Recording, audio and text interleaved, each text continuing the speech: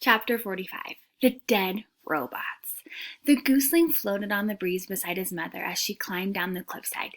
Down they went, past ledges and seagulls and tough little trees, until they were standing on the rocky shore, with cliffs looming behind them. The gravesite had changed. Roz's crate was gone, lost to weather or waves. Some of the other robot parts were gone too. Other parts were gritty with sand, or were tangled in seaweed, or were inhabited by small scuttling creatures. One smashed torso still had a head and legs attached. Roz and Brightbill huddled under the corpse and studied the mess of tubes spilling out.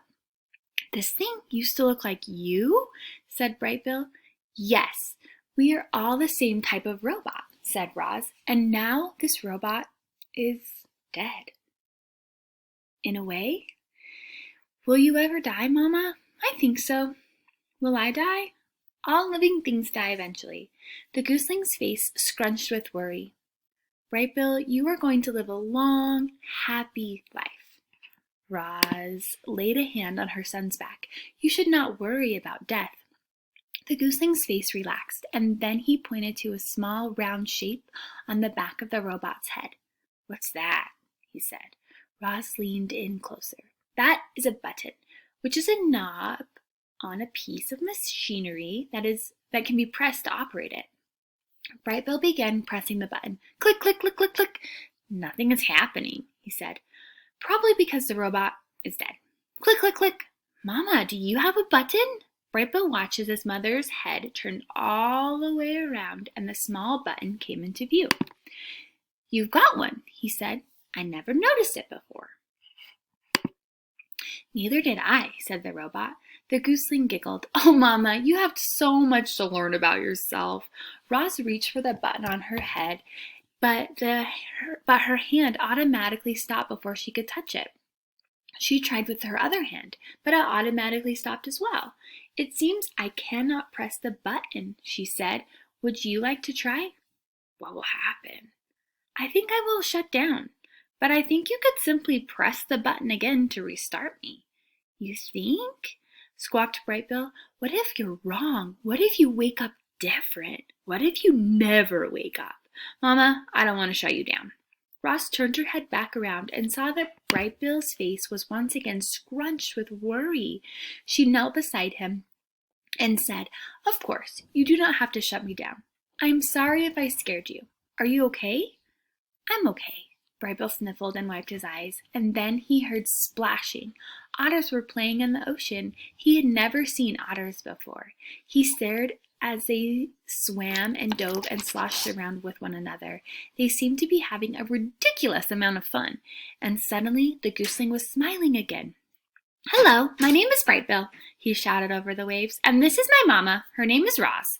The last time these otters had seen Roz, they had thought she was some kind of monster. But since then, they'd heard that she was remarkably friendly and that she'd even adopted an orphaned gooseling.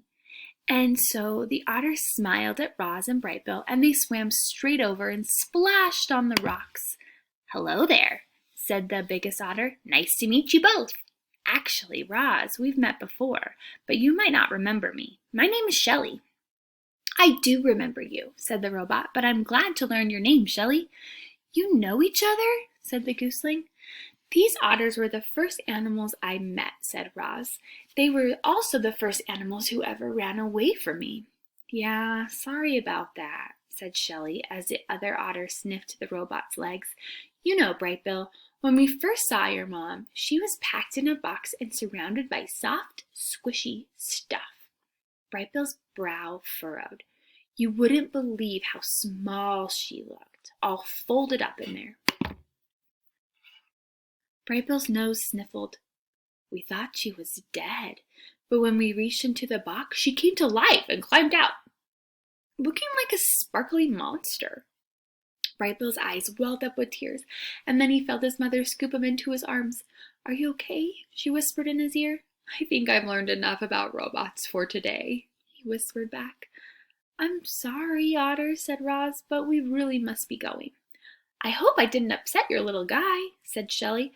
"I thought he'd like to hear how we first met." "Brightbill will be fine," said Roz, using a friendly voice, "but we have a very busy day, and we should go home. It was nice seeing you again. Goodbye." Roz turned, and her long stride she carried her son away from the gravesite and over to the base of the sea cliffs. "Would you like to sit on my shoulder as I climb?" said the robot. "I feel like flying," said the gooseling. "I'll meet you at the top." Brightbill flapped his wings and disappeared into the sky. Roz began scaling the wall. She went up she went, expertly negotiating rocky columns and ledges until she hoisted herself onto the cliff top where two young bears were waiting. Chapter 46. The Fight. "Hello, bears. My name is Roz." "Oh, we know who you are," said the sister bear, her voice dripped with sarcasm. "We're happy to see you again." "Yeah, we're very happy to see you again," echoed the brother bear. "Why do you always repeat what I say?" said the sister bear to her brother. "It's so annoying." "I was just backing you up." "Let me do the talking." "Fine! You don't have to be so mean about it." The bickering bears were interrupted by the robot's friendliest voice. "With whom do I have the pleasure of speaking?" "How rude of us," said the sister bear. "My name is Nettle, and this is my brother Thorn." "I'm not little," snapped Thorn under his breath. "It's lovely to meet you both," said Roz, "but I'm afraid I really must be going." "And I'm afraid we can't let you do that." Nettle stepped into Roz's path.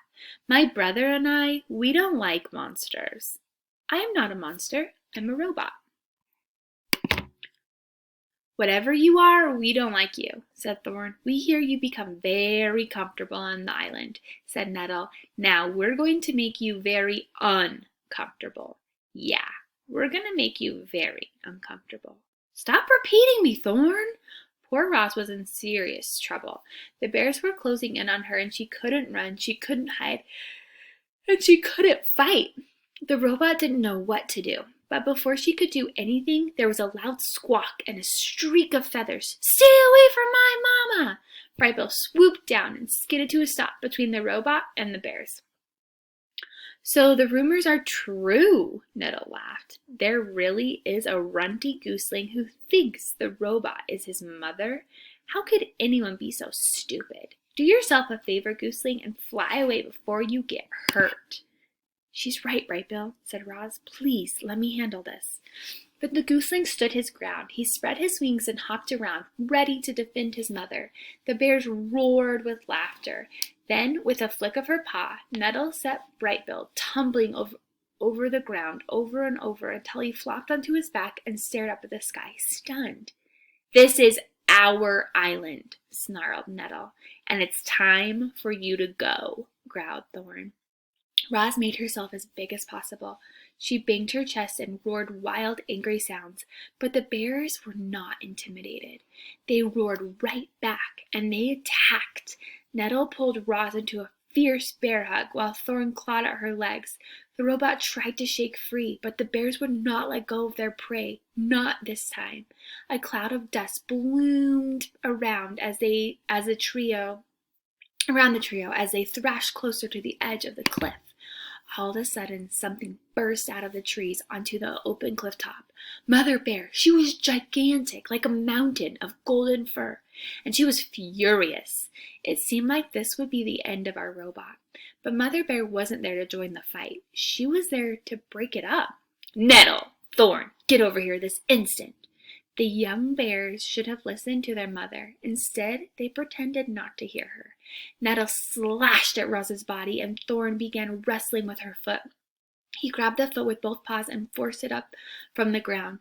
Then, with every ounce of his strength, he twisted the foot around. Reader, the following events happened very quickly. First, there was a strange thwip sound as the robot's right foot popped off her leg and sailed through the air. Then everyone toppled over. Nettle and Roz fell sideways along the edge, but Thorn fell backwards and tumbled right off the cliff. Do you know what the most terrible sound in the world is? It's the howl of a mother bear when she watches her cub tumble off a cliff. Mother Bear's howl was so startling that it snapped Brightbill right back out of his stupor. Her howl was so powerful that it shook Roz's entire body. Her howl so loud the animals heard it clear across the island, but there was no reply from Thorn. Mother Bear's house slowly faded and she whittled to the ground. Roz watched as her detached foot sailed over the edge of the and plummeted down to the shore below. It fell past circling seagulls, smashed off rocks, and disappeared into the waves. And that's when the robot noticed something furry dangling from the cliffside. Thorn! His full weight hung from a tree that was rooted to the rock wall. He gripped the tree tightly in his jaws and looked up at Roz with wide, frightened eyes. "I see Thorn!" shouted Roz. "Grab my legs, quick!" Mother Bear and Nettle scrambled to their feet. Each bear took a leg in her mouth, and together they slowly lowered Roz head first down the cliff. Thorn whimpered through clenched teeth as he watched the robot approach.